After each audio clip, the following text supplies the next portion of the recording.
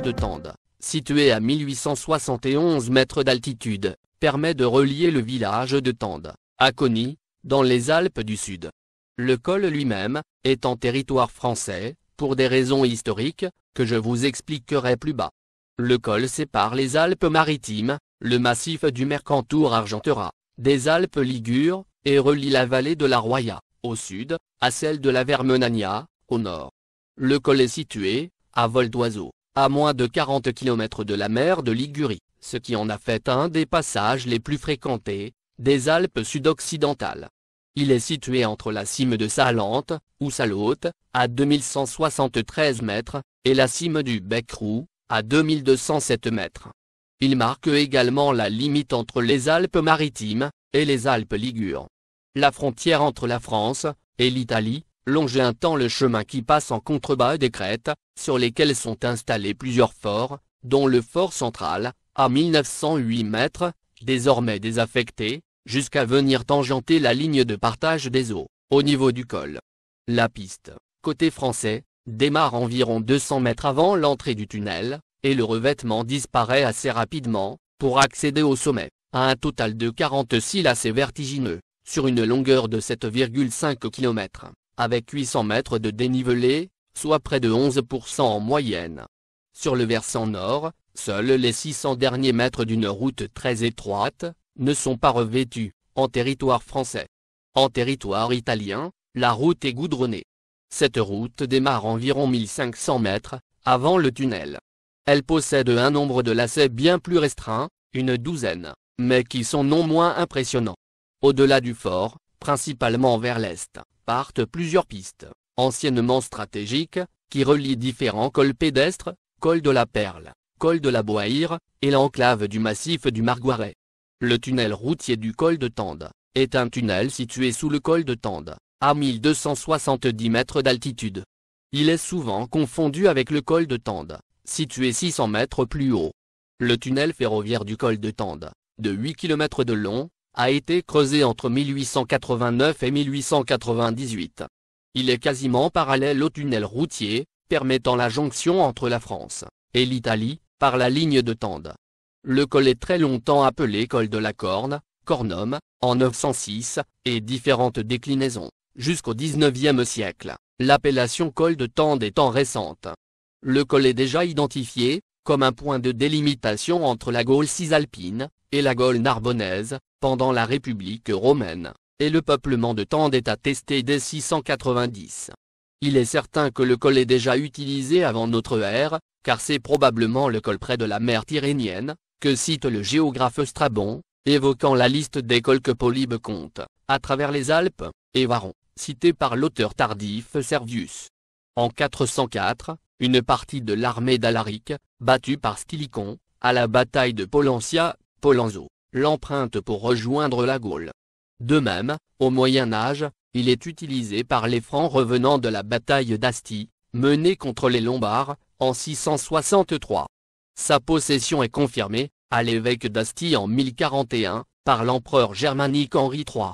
La première mention faite d'une route entretenue entre Vintimille et Borgo San Dalmazzo date de 1178, elle est appelée, comme d'autres, la Strata Sali, la route du sel, qui alimente les Alpes.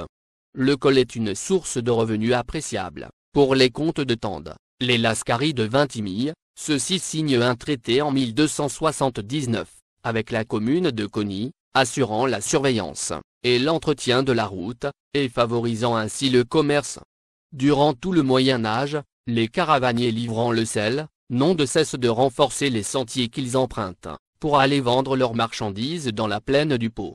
La vallée de la Roya prospère alors du fait de ce commerce, contrôlé par les seigneurs de Tende. Environ 10 000 mulets franchissent le col chaque année. L'importance de la route est renforcée par la constitution de l'État savoyard, sur les deux versants des Alpes à la fin du XIVe siècle, ce qui favorise une recrudescence du brigandage sur la route du col, qui n'est plus entretenue. Des travaux de remise en état sont financés par le duc de Savoie Ludovic, de 1436 à 1448, et l'accès au col depuis Vintimille est facilité par l'élargissement, à coups de mine, de la clue de Sorge. En 1480, Le col est emprunté par le sultan ottoman, Mehmed II, escorté par les chevaliers de Rhodes, pour rencontrer Charles VIII de France, et le duc de Savoie Charles le Guerrier. Plus récemment, les voyageurs empruntent une piste mal commode, aidés par toute une corporation de passeurs, appelés ici les collants, ou coulants, terme ayant col pour origine. On peut louer les services de porteurs qui, se relayant, font passer le col en 5 heures pour une petite fortune. Parmi les envahisseurs illustres, Charles Quint franchit le col en 1536, pour secourir son allié le duc de Savoie, et prince de Piémont Charles III de Savoie attaqué par François Ier, et vient assiéger Marseille. La route passant par le col est alors une artère importante des États de Savoie, mais aussi une voie souvent utilisée par les armées d'invasion franchissant les Alpes, en 1524, par les impériaux allant assiéger Marseille, en 1536, pour la conquête française du Piémont, et par la contre-offensive pour contourner les Français postés au col de l'Arche, en 1557, par Cossé-Brissac allant assiéger Coni, en 1591, par le duc de Savoie, Charles-Emmanuel Ier, allant défendre Nice contre le duc de Lesdiguières, tout comme en 1597, et 1601. Des travaux d'élargissement et d'empierrement de la route ont lieu dans les années 1590, qui rendent la route carrossable et utilisable pour acheminer l'artillerie. Les ducs de Savoie aménagent également un refuge, à Lacas, en 1660. En 1614, une première tentative de percement d'un tunnel est entreprise par le duc Charles-Emmanuel Ier, pour rendre la traversée plus sûre, mais doit être interrompue faute de fonds suffisants et à cause des difficultés techniques. Les marques de ce chantier sont encore visibles côté italien, vers 1750 mètres d'altitude, et connues par les habitants de la vallée, sous le nom impropre de Galerie de Napoléon. Ces travaux furent abandonnés au profit d'une amélioration de la route. Ces différents travaux permettent la mise en place d'un service postal Nice-Turin, bi-hebdomadaire, en 1627. En 1682, Marie-Jeanne Baptiste de Savoie fait reconstruire certains virages du col. Lors de la guerre de succession d'Espagne, l'armée française venant d'occuper Nice, et allant assiéger Turin, passe le col en 1703, et le repasse en 1706, après la bataille de Turin, suivie le 4 juillet 1707 par les Austro-Savoyards, repoussés à Toulon. Le col est encore utilisé fréquemment, lors des guerres de succession de Pologne et d'Autriche. À cette époque, plus de 30 000 mulets transportant du sel, et 16 000 d'autres denrées, utilisent le col chaque année. Il faut attendre 1780, pour que le roi Victor Amédée III de Sardaigne apporte une nouvelle dynamique au trafic. Malgré l'échec de la reprise du percement du tunnel, le tracé actuel suit toujours la route royale Coni-Nice construite en 1782. Pour la première fois, des diligences à 4 chevaux peuvent passer le col. Un corps de garde de 30 hommes, toujours existant, est formé, et installé à mi-montée, pour porter assistance aux voyageurs, surtout pendant l'hiver. Quand le col était enneigé, il était franchi en chaise à porteurs, et en luge. Peu de temps après, en 1794, le général d'Allemagne prend le col, ce qui permet aux troupes révolutionnaires françaises de franchir la frontière et d'envahir le royaume de Piémont-Sardaigne. Les troupes françaises repoussent l'assaut de 1400 piémontais du général Colli, en 1795.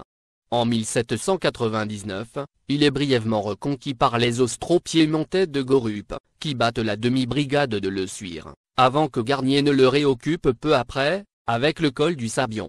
Au XIXe siècle, en 1815, un service de diligence régulier, 3 fois par semaine, est inauguré. Mais l'annexion de Gênes au Piémont rendit inutile cette voie difficile, le contournement par la côte étant plus aisé, et viable toute l'année. Le fort central, ou haut, et la caserne défensive sont construits entre 1877 et 1880. Entre 1881 et 1895, sur la ligne de crête au-dessus de la vallée de la Roya, des fortifications massives sont bâties, constituées de 6 bâtiments, dans le cadre du système de défense mis en place, pour protéger le Piémont d'assauts ennemis éventuels, du sud des Alpes aux Apennins.